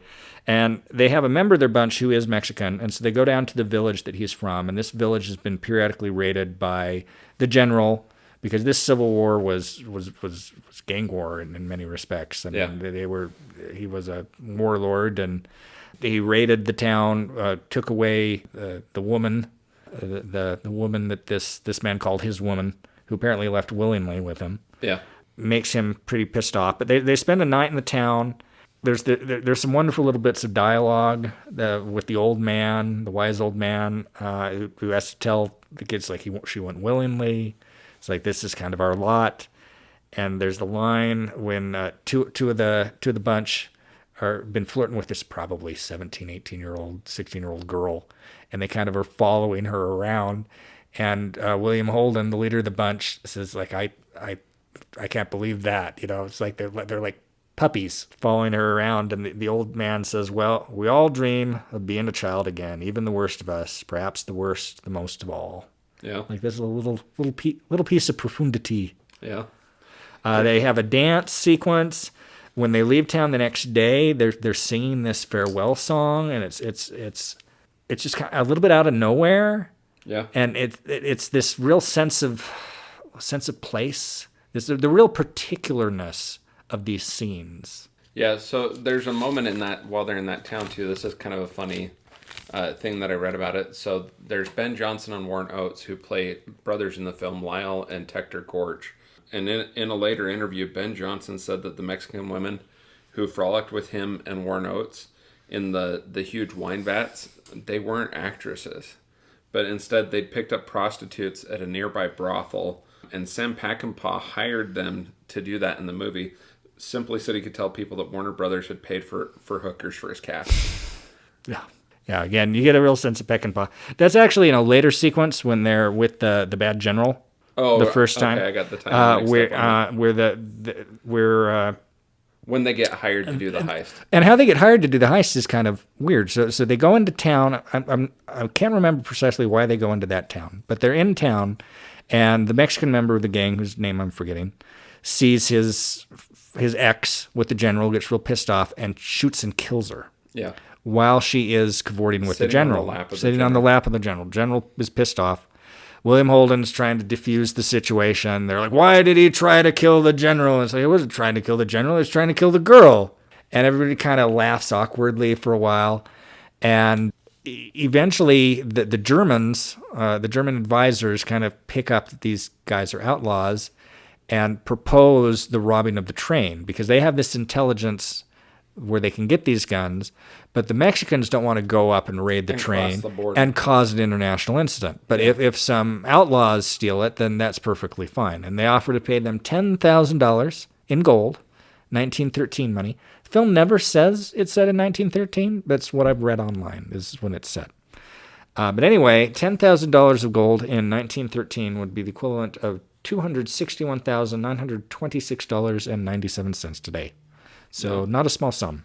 So they go up. They have that wonderfully well-orchestrated great train robbery that we've spoken about. Then they have to kind of... And then they're chased by multiple parties. Yeah. So we completely forgot to talk about where Robert Ryan comes into this film. Oh, Thornton. Thornton is the guy who had been a member of the gang. So Thornton had been a member of the Wild Bunch. I thought that was TC. No, that was Thornton. So Thornton, TC might have been short for Thornton. No, it's definitely Thornton. So Robert Ryan was a member of the gang, and he had been caught, and they have a flashback to the circumstances in which he was caught. And the railroad company had basically negotiated leasing him from the government to get his compatriots, and if he succeeds, then he gets out of jail, but if he doesn't succeed, he goes back to jail. And so he's very torn as he's leading the pursuit. And so he's got this gang of redneck idiots that he's in charge of. Yeah. And they're on the train. He's asked Harrigan specifically, I need more competent people than these idiots to stop them. And Harrigan's like, you got 24 days, screw you. You've got who you've got, and you've got this many days to either, get away or, to catch him or to end up going back to Yuma. Yeah. Yeah, which is where the prison's apparently is. And then we have a flashback of him being tortured in Yuma, hence motivation not to want to go back there. So on the train with all the guns is a bunch of basically soldiers, most of them newly enlisted. Yep. Thornton and his drunkards, and they go up, they steal part of the train when it stopped for cooling. They disconnect the passenger car where all the soldiers are, releasing just the engine, the coal car, and the flat car that has all of the weapons on it. And so they separate the trains, and as they're doing so, Thornton kind of has a sneaking suspicion something's going on, and goes and opens the shade on the window and sees the train pulling away, and he grabs his band, and they're able to disembark really quick. And they steal the horses. I don't think those are their horses, right? They stole the horses from the soldiers? I didn't catch whether those were their horses or the soldiers' horses. But they take the horses in pursuit. They were ready to dismount, to get off the train. So they go running back very quickly. They get their ramp down very quickly. They're coming off on the horses, whereas the soldiers, fumble and are the commanding officer says almost nothing in this film, but his expressions of my career is going down the toilet are kind of priceless. Yeah. Well, and he even struggles to mount his horse when he finally does get things organized. And so they're being pursued, and everything goes wrong. The bunch get away, and they've set some explosives on this bridge. That the wagon is briefly caught in the bridge because part of the wood goes out on the boards buckles. But they get that out. They get away. Thornton and his bunch are on the bridge when it explodes. And there's also, they end up firing at the soldiers. His group is so dumb that to slow down the soldiers, because they need to catch Pike and his crew, they need to catch these guys with the weapon, well, not just with the weapons, they need to catch them in general in order not to go back to prison. So they want to stop the soldiers from getting them. So they start shooting at the soldiers, to stop. They claim it's to stop the soldiers, but his band of guys that are with him are such idiots. They telegraph in the very opening sequence that they've set these guys up in the bank, all this type of stuff. They fight each other over the corpses. And so there's two of those guys in particular. There's the very memorable husky voiced guy, and then the guy that he's always hanging around. They have that exchange, the black-hearted liar. Oh, you shouldn't call me that. Apparently, this was never made explicit in the film, but this was in the minds of them when they were making it, that those two people were gay. Oh, really? So it's never said outright, but when you know that, and when you watch it again, it gives an entire different coloration to it. Yeah. But anyway, so they escape. Thornton leads the men in continued pursuit because they're like, well, we got to get him because it's the only chance we really have, because most of you guys are going to be, prosecuted for firing on U.S. soldiers. Yeah. So we need to get these bad guys as kind of a bargaining chip for everybody. Yeah. You know, I'm kind of floored by how many things Peckinpah did in this movie that either were to spite the studio or were completely unscripted. Yeah. So apparently the train robbery, that scene itself, was never in the script. That all of the scenes in the train robbery were improvised on the spot the day that they were filming. And it seems like there's so much production that went into it. It's almost hard to imagine that most of that was improvised. Well, also the walk at the end when they go back for Angel, that was all also entirely improvised. So, like, I mean, somebody who's getting studio backing from Warner Brothers, how do you get away with that? Well, this movie went incredibly over budget. I want to say it was originally budgeted for like $3.5 million, $4 million, and it cost $6 million. Yeah. But it did so well that all was forgiven, at least for the time being, and they kept letting him make movies. There's a great line of dialogue that Thornton gives to his band of idiots at one point when they're down in Mexico. It says, "The next time you make a mistake, I'm going to ride off and let you die." That was funny. And Thornton is a great character because he's so conflicted. Well, and he's getting more and more annoyed with his band as the movie goes on. And he wishes he were with them. He wishes he were with Towards the bunch. the end, yeah. Basically, as soon as the bridge gets blown up, he wishes he was with them from then on. Yeah. You know, and yeah. I had made a comment to you before, and this was one of the few things I'd seen going into the movie. Did you notice how much editing is in that film? There is a lot of editing. There's a lot of bouncing back and forth, especially for a film. We said this was filmed in 1968 and released in 69. Mm-hmm. Is that correct? Yeah. So I found a thing here that says, according to the editor Lou Lombardo, the original release print contains 3,643 editorial cuts, more than any other Technicolor film ever processed before it. Wow. Some of these cuts are near subliminal, consisting of 3 or 4 frames, making them almost imperceptible to the naked eye. Speaking of the editing, though, you know, it does not play as though there's that many cuts. Like, when I think of excessive cuts, I think of Michael Bay. Yeah. I think of a time... Well, those are also just ridiculous cuts. Many years ago, this would have had to have been 98, 99, living at home, and I wake up at night, and I go into the living room, or the family room. My brother is watching Armageddon, which had just come out like a year before.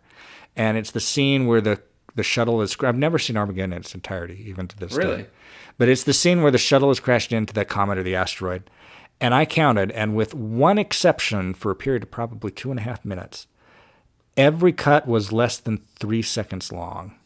So that's something I actually want to bring up in this film, because that bothers you in something like a Michael Bay film, but you seemingly It didn't notice. even register here. So, excluding the start and end credits, this film contains 2,721 edits and about 138 minutes of action. But it all felt cohesive, whereas when Michael Bay does it, it doesn't. This equates to an average shot length of 3 seconds. Yeah. The shootout at the Bloody Porch contains 325 edits and 5 minutes of action for an average shot length of under 1 second. Yeah, I can believe it. And the Bloody Porch is that fight scene at the beginning. At the beginning. All Yeah. right. So I mentioned that there's so many things it seems like he did despite the studio. Warner Brothers, when they previewed this film, says both Warner Brothers and audience reactions were negative and hostile. Some sample comments were, "Do not release this film. The whole thing is sick. And the worst poopery of vulgarity, violence, sex, and bloodshed I've seen put together." The studio wired Sam Peckinpah, expressing the desire to cut the film further to go for a more positive response. Peckinpah agreed, but only to one print to be run in one theater. The rest of the theaters would show his initial cut. The studio had Phil Feldman cut the required scenes and then release all prints this way. After such a productive relationship with Feldman for so long, Peckinpah felt betrayed, and it eventually influenced his outlook on producers from that point on. Well, So this is the edited version. Apparently, this is it was the worse. edited version. Wow. Wow. Is that original version? If that original version still existed, it would be out by now. I assume, but It's got to have been buried. yeah. Yeah, that's you wonder. Did they deprive us of something even greater, or did they leaven it? Did they make it palatable in a way that it wouldn't have been if Peckinpah had been released to do whatever the crap he wanted? Yeah, It's I don't know. Interesting question that we'll probably never know the answer to. But getting back to the basic plot, what happens at this point when they get away is they have organized this thing where they'll give the guns to the Mexicans, but they'll give it in quarters. Yeah. And they will go and basically tell the Mexicans where the extra guns are, and then they'll get their, a quarter of their payment because they don't trust these people for good reason. Yeah. And the Mexican member of the gang who did not want to do this only agreed to do it if he got to take one of the 16 crates of guns to give to his townspeople. Yeah. The general figures out pretty early on that that's probably what happened. They claim to have lost the crate in the fight, but he's like, no, this guy stole it. And so Angel's his name, they kidnap him and basically torture him. And They drag him around. The general's car. The Pike and the rest of the guys eventually go back to the villa, the town where the general's camped out, and try to negotiate purchasing their friend back. He refuses. The underling of the general basically says, don't piss him off, go and enjoy some women. Yeah. So they go out and they do that. And then they have that scene that you talked about that wasn't scripted, where they all kind of look at each other after that night. It's like, we're not leaving Angel here. And they do this Magnificent Seven walk to the general to demand the release. The general says, yeah, I'll release him to you. Takes him. He's a wreck. He can hardly walk. Takes him up to the guys, and the general slices his throat, and by basically reflex, Pike, who is the William Holden character, shoots the general dead. Everybody just kind of pauses for a moment. What the hell just happened? I can't believe this happened. The old Mexican standoff. Pike then realizes, I'm going to shoot that freaking German guy who's causing this stuff that's going to hurt my country, that even though I'm a crook, I still love my country. Shoots the German attaché, and then all hell breaks loose into this crazy Tarantino-esque bloodbath that is the last 5 or so minutes. Well, not even the last 5 or so minutes, because there's that long coda afterwards, the aftermath. But it is freaking crazy. Yeah. And I can't. I'm sure that somewhere online it says how many times they cut that thing. But that was probably the scene or the sequence in this film that I thought of when I thought of quick cuts. Yeah, well, I mean, those occur through all of the action sequences, but that sequence is just insane, and you kept wondering, where is this going to end? And the way they laugh, they know they're dead. Yeah. And they're leaning into it. Yeah. Because what else are they going to do? Well, and then Thornton and his group come in, and his gang is going nuts over the corpses, and Thornton just walks out and sits down. And he lets his gang walk away without him. And he just decides, I'm done. Yeah. This isn't worth it. It's a wonderful sequence. And because he's not a member of the bunch throughout the film, but he wishes he were. And especially towards the end of the film. Yeah. And so he does. He ends up joining. The only one that survives is Crazy Lee. The Crazy Lee, who's the played by Bo Hopkins. The Stinky Pete character. Yeah. And he comes into town and says, well, you want to come with us? Yeah, and Crazy Lee is separated from the gang early on, and you kind of think he might have died, but he doesn't die. He's saved by the good Mexicans. Yeah, by the villagers. And then they come and pick up Thornton. They're like, oh, you're still here.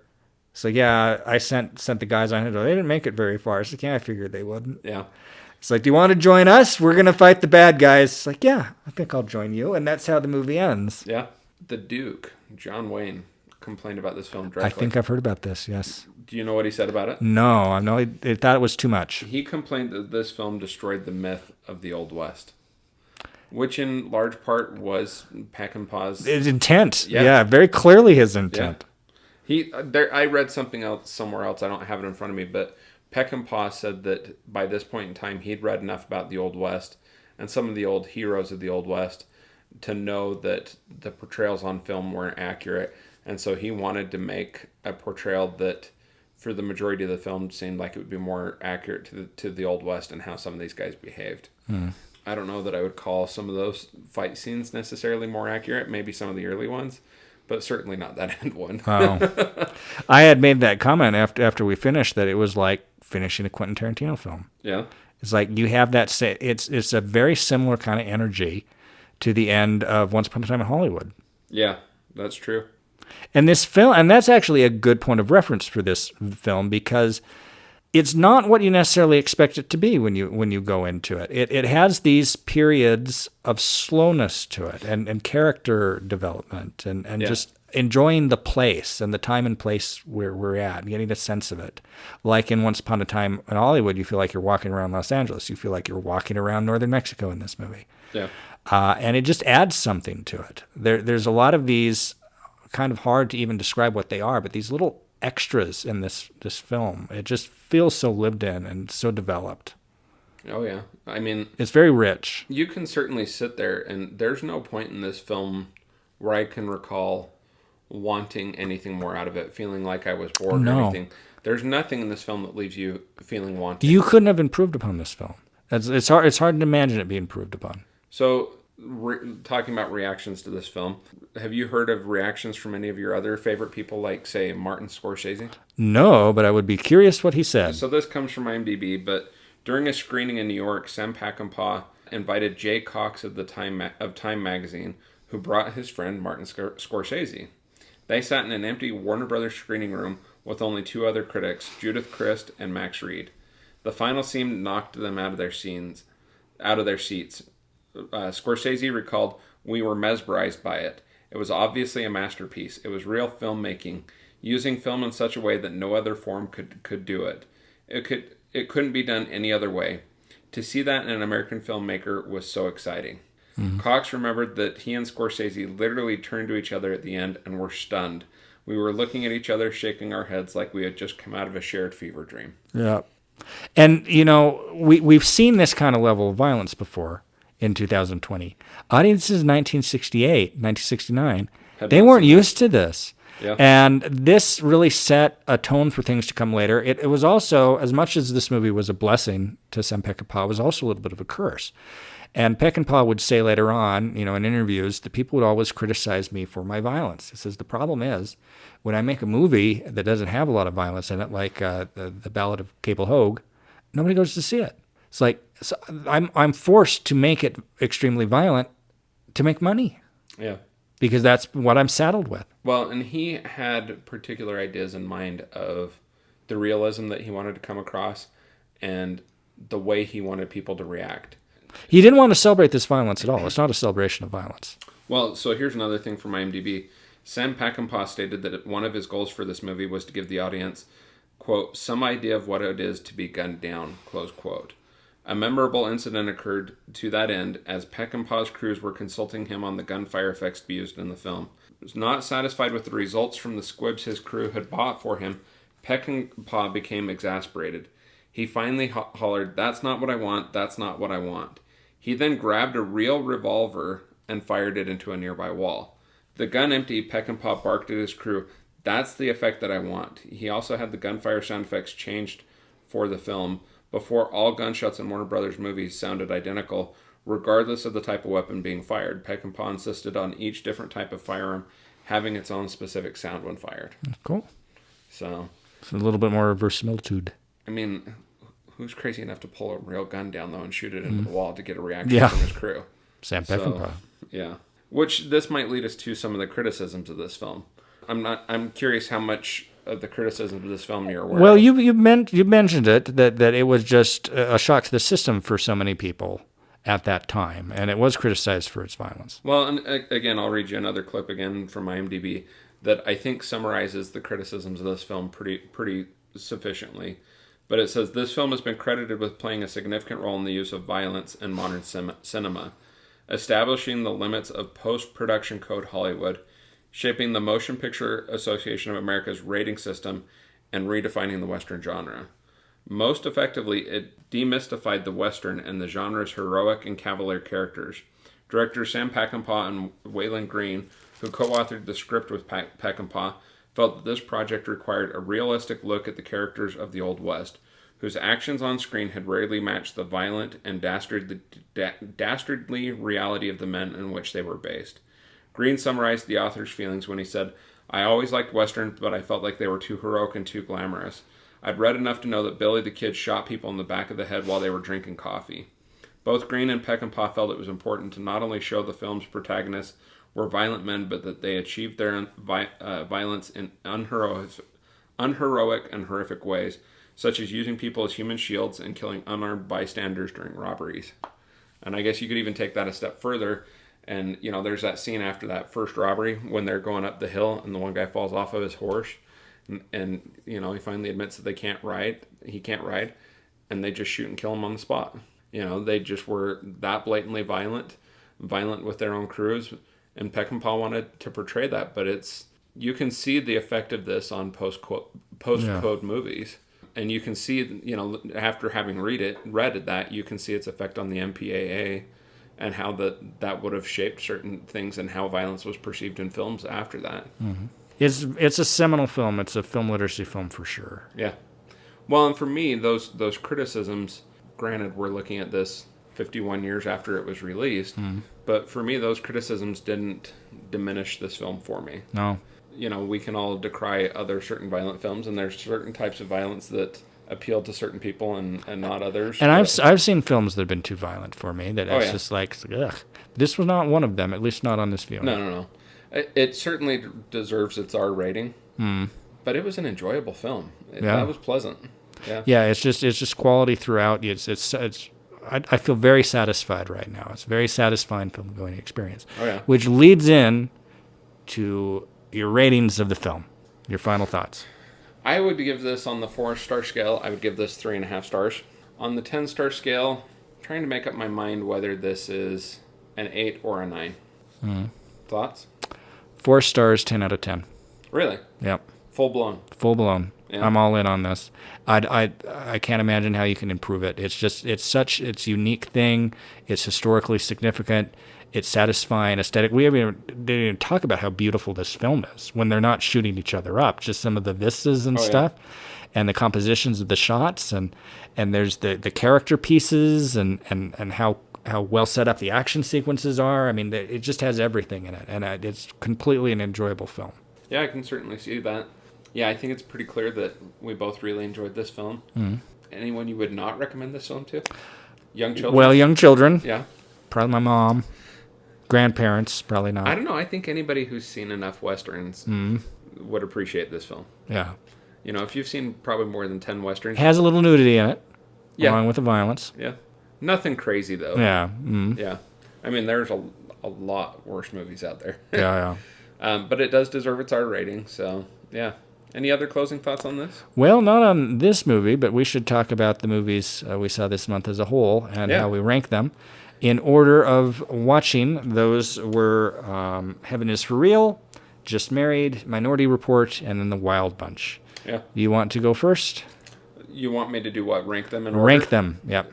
Wild Bunch is clearly the favorite out of this month. The strongest film by far. Minority Report is clearly and very firmly in second. Surprisingly, perhaps, Heaven for Real is number 3, and Just Married was the worst of the bunch. Yeah. But I'm impressed with the overall quality of this month. Outside of Just Married, none of these were bad. Really bad. Yeah. Heaven is for Real, borderline. Yeah. But I would give it the exact same rating. Number 1 is definitely Wild Bunch, followed by Minority Report, Heaven is for Real, and then the dismal experience that was Just Married. Now, I'm curious, coming into the month, would you have expected that Heaven is for Real would not be the bottom of the list? You know what? I probably thought it probably would have, but my guess probably would have been like 60-40 between Heaven is for Real and Just Married. Yeah. This was, for the mystery pack, and comparing it to the other mystery pack we did together, this was very solid, yeah. The other one had Ladies in Lavender, which was great. Which was the standout, and then March of the Penguins was good, and then then there was the skiing one, and then I forget what the other one was. Yeah, me too. I forget. Yeah, this was... in this month, you're clearly going to forget that Just Married was the fourth film. Yeah. You'll remember the other 3, but you'll forget the fourth. Kind of the same thing, but sure, I think this was overall more solid. Yeah, it was very solid. It was worth the $4. Oh, yeah. You got the $4 worth just out of Minority Report or the Wild Bunch, either one. Yeah, I'm impressed with how solid this month was. We're going to have to make this a regular thing. We're going to have to do this like annually.